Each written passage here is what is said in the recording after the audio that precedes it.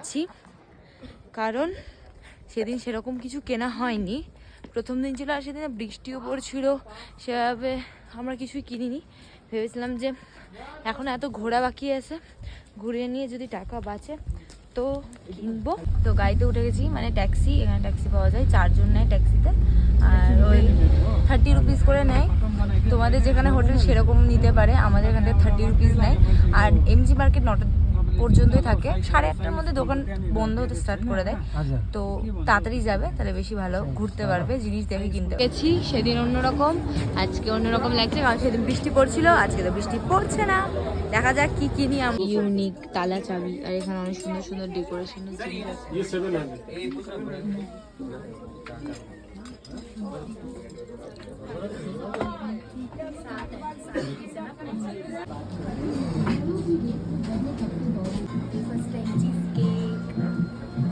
Half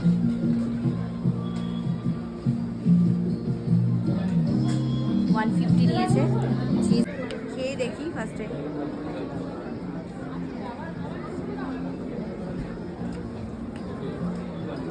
ভালো হতো। নিচে একটা বিস্কুটের মতন আছে, আর উপরে ক্রিম আছে।